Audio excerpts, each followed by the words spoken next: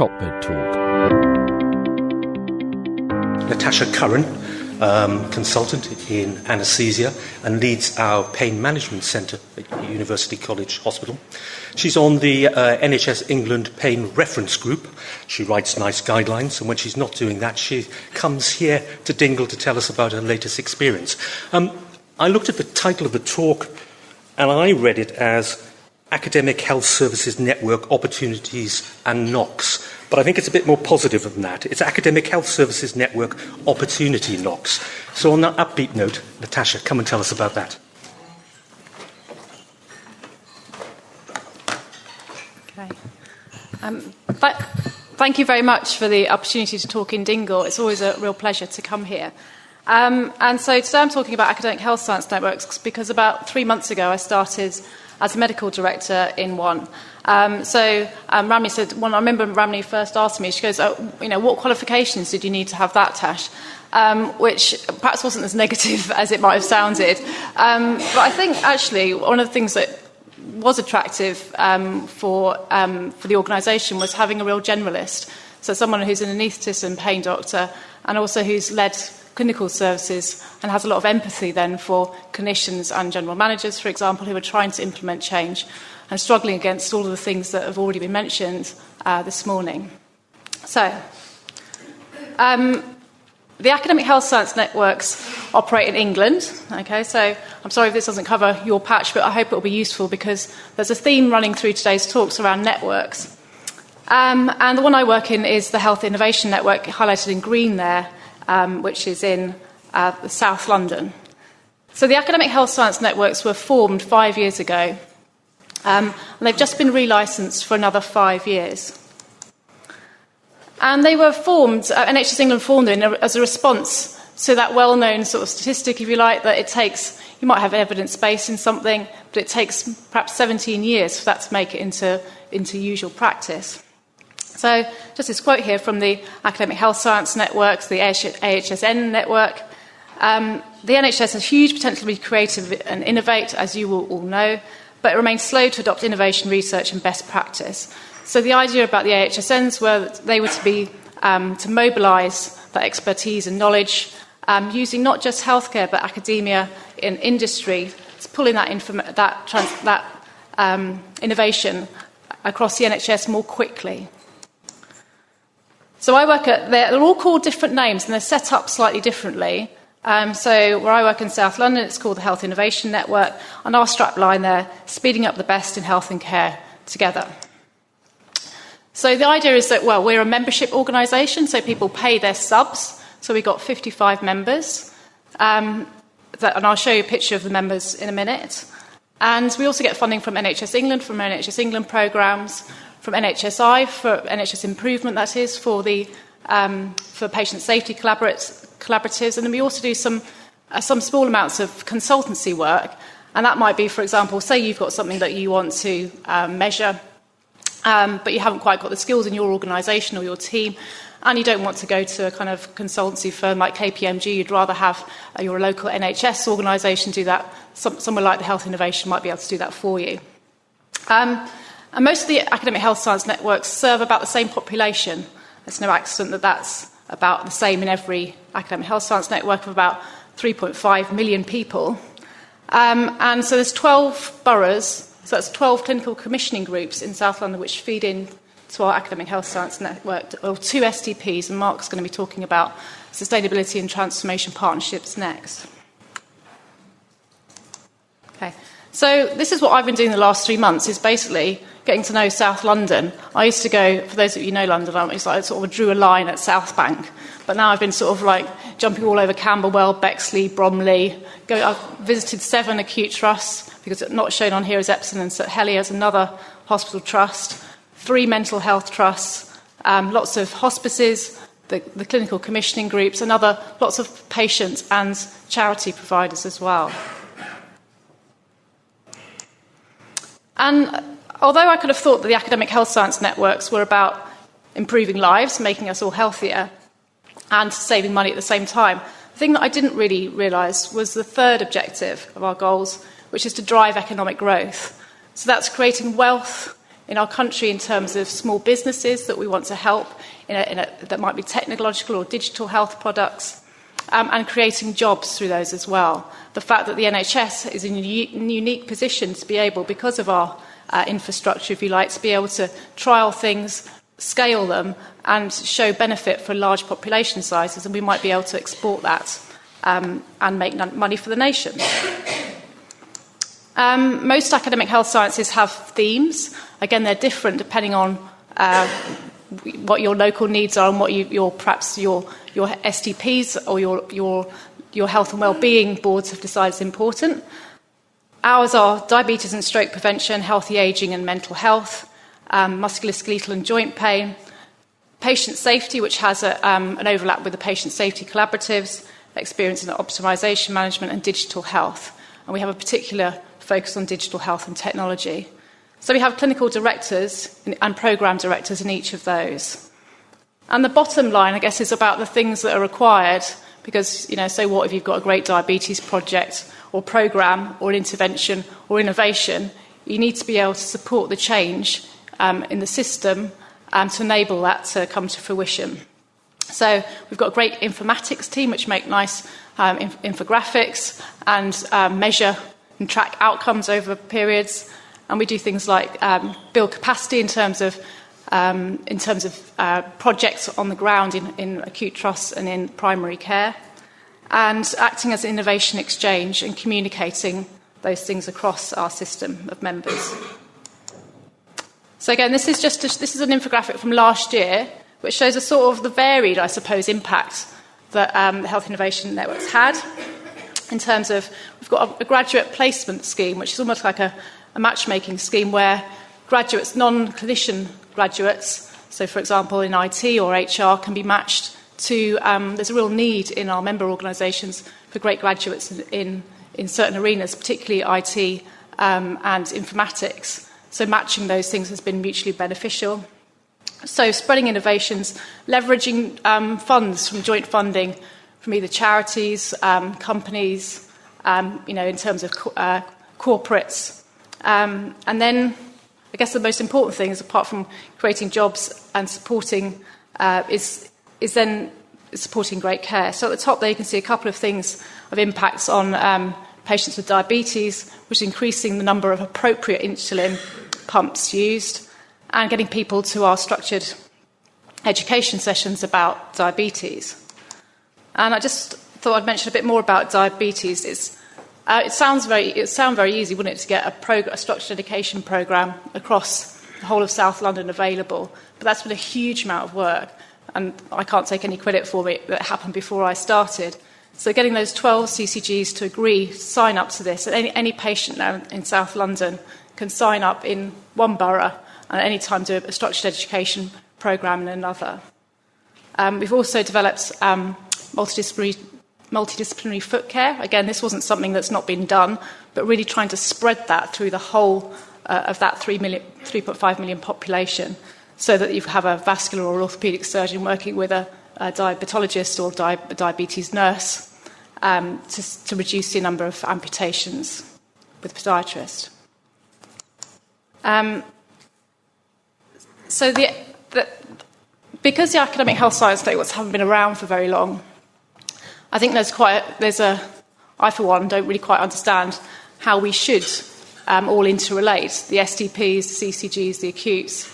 And so as the STPs, as they develop and as perhaps they become more of integrated care organisations or systems, the Health Innovation Network is just trying to think about how we can support that. So working around innovative processes. So how can people in our local area, how can their innovations bubble up and be used and spread? And one of the things that we've found has been particularly useful for our members is evaluating primary care at scale. So GP surgeries, you might know, are under quite a lot of pressure at the moment, and they're organising themselves by joining up into bigger entities. But actually they've probably not had as much QI and other sort of improvement methodology, insights, evaluation as perhaps people who are set up in hospitals. So helping them to evaluate that. And supporting our digital roadmaps. So the local health and care record exemplar, London is a is one of the sites that's leading on that. I put this up to remind me, actually, about innovations, because if you ask, well, what's an innovation? I think we'd all have different answers, and that, I sort of think of it 3 things, really. So one is a service innovation, and it might be something quite simple, like putting an education program from one place or one sort of context into another. For example, one of the things that I think I have empathy around for innovators is that I developed a multidisciplinary team of pain professionals, and all I did really was take them from the outpatient setting and put them in the hospital. So it was hardly rocket science, but that's a sort of innovation in sort of service delivery, which people don't it's not necessarily think of as very sexy, but it can have very profound impacts for patients. This is another one. So this is the red bag scheme, which started in Sutton. And again, it's not rocket science. Putting all the things that a patient travelling from a nursing home into hospital might find useful. So their medicines, their glasses, list of who's important to them. And that gets transferred on in when they go into the hospital and when they come out. And it's actually been shown to reduce length of stay and improve care. And you sort of think things like that are so simple, we should be spreading that kind of thing. So that started in Sutton as a vanguard project. It spread across South London by the Health Innovation Network, and now that's been rolled out nationally. There was a fair bit of national press about that last week. Also in care homes, the Health Innovation Network is building some capacity with the people working in those care homes. Often those sort of people not having much access to leadership development, so we're doing that with our Pioneers programme. And there's lots of things that are happening pan-London, and there will be in other parts of the country, in England, and I'm quite sure other ways around our isles, about improving end of life. So we're trying to support or work alongside the clinical networks as well. So medicines optimisation is, again, it's not unique to academic health science networks trying to improve that, but one of the things that we've done is to create communities of practice, and they seem to function really well as a way of people learning from each other without having to be a whole new course, and also being able to, those things which are locally relevant, learning from each other. So I always sort of think about is kind of spreading, sort of tilling the soil, so people mixing ideas from one to another in a very sort of engaging, building relationships and networks. The transfer of care around medicines is actually a national project, and I just want to talk to you, well, I'm not going to talk about all of these because it would take all day, but there are several programmes now, which I told you, like the Red Bag Scheme, which have become, which have been nationally, I dislike the term rolled out, but they have become rolled out. And Escape Pain was for example, is a behavioural intervention for patients with osteoarthritis, so their hips and knees. And that was started in South London, in St George's Hospital, found to be beneficial. And Professor Mike Hurley is the physiotherapist that developed that and did the studies on it to show its benefit in terms of patient outcome and also economics. And he said, he's often quoted as saying that he's our clinical director for musculoskeletal, and he was about to give up on his research because he just said, what is the point of me doing all this when it's going nowhere? We're still doing loads of operations for knees and hips at too early a stage, when actually we can show that this 12-week programme improves patients' lives, reduces their pain, and for some of them, they never actually go on to have hip or knee surgery, don't need it. So Escape Pain has now gone nationally. I'm going to talk a little bit more about the stroke prevention programme. Precept is, again, a very, very simple thing, which is not rocket science and has been around forever. So giving magnesium sulfate to prevent cerebral palsy in preterm labour. It's just one of the things that we should just do it, but we're just not doing it. So the Academic Health Science Networks are trying to support that by embedding project managers and clinical directors who are responsible for that within the local population. And I'll talk a bit about serenity integrated mentoring as well. I'm not going to talk about emergency laparotomy, sorry. So stroke prevention. You all know that strokes AF is responsible for about 1 in 5 strokes. But most people with AF don't know that they've got it. So the Academic Health Science Network, the plan is to to detect an additional 135,000 people with AF, and most importantly, which is not on this slide, have it treated. So the first thing that the Health Innovation Network did was make sure there was proper anticoagulation plans and services in place, so that then when we detected more people with AF, then they'd be able to be appropriately treated. And the anticipated outcomes were it will prevent 4,000 stroke, save a quarter of those lives, and millions of pounds for the NHS and social care. And just to see what this looks like in one borough, so there's loads of different devices now. Some are on phones, some are kind of, so this one here you can see we're pressing just on a sense pad. And in one borough, this is Wandsworth, where I'm on the governing body. It's just sort of the myriad of different places that you can now have you can be checked for AF. Okay, so community nurses, GP practices, an activity centre for older people, pop-up health shop, the local hospital, and mental health trusts have been an interesting place for these as well, with people not wanting to go into the acute trust. We've been picking them up there. And we give individual feedback to those trusts and organisations like GP Surgery about how many people they're picking up.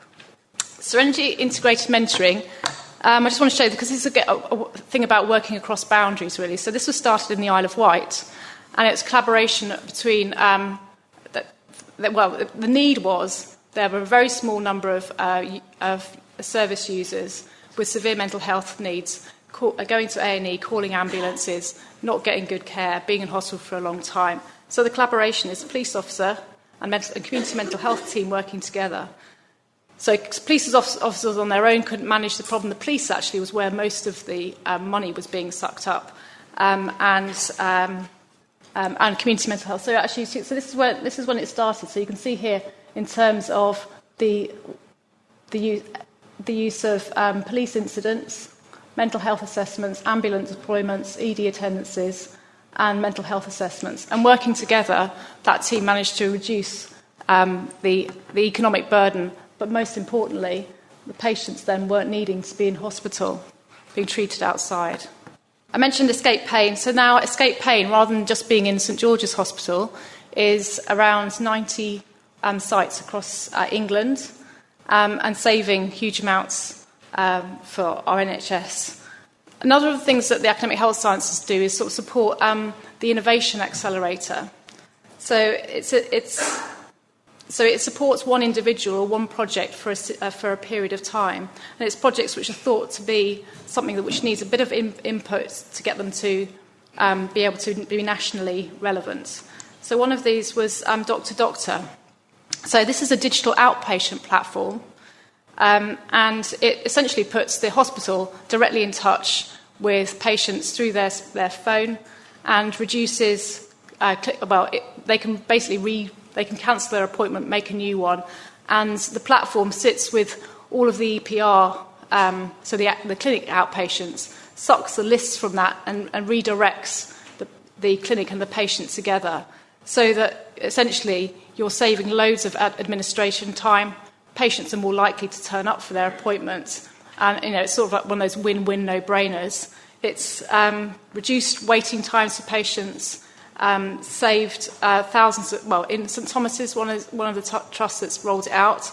It's not at its highest fidelity yet, but it's already saved the trust millions of pounds. So that started off on the Innovation Accelerator, and now it's backed by NHS England. So the other thing that in London that we have is the Digital Health Accelerator. So this is a collaboration between the three academic health science networks in London. So Imperial Health Partners, UCL Partners, and the Health Innovation Network, as well as some other things like the Mayor's Office. So the Mayor wanted to create a digital hub of tech businesses in London. So this has been running for 3 years now. And there's about 15 small companies on each cohort. Well, actually, they're not all small now, actually, interestingly. But they're assessed for, there's a need for this product. The company will benefit from being on the accelerator. It's no good if you're, world-leading marketing business and also know how to get your product to market. You'll do all right anyway. and you've got some business credibility. And if you are successful at selection, then you will move up this. Your participant journey is from Information Day all the way to, we've got maybe 40 companies now who are part of our alumni. And it's all about really helping those companies getting access to the right people in the NHS to be able to forward the evidence that they need to make it credible, to prove their outcomes and modify what their product such that it's in a place where it can be useful. And this is just to show you kind of like the range of, this is for the first 2 years, the small companies, and show that they're not just in patient care, but they're in saving our NHS money in terms of workforce development, knowledge sharing. Digital platforms is a massive thing. And yeah. Okay. The last thing that I wanted to say that the Academic Health Science Networks do is support NHS England's innovation and technology payment. This has been running for 3 years. And these are some things that you may or may not have heard of. I tried to put the more anaesthetic-related ones on there. So, anyone seen the Secure Cath? Does anyone know that? Secure Cath? That's a picture on the right-hand side. Anyone seen that in their institution? Don't know. So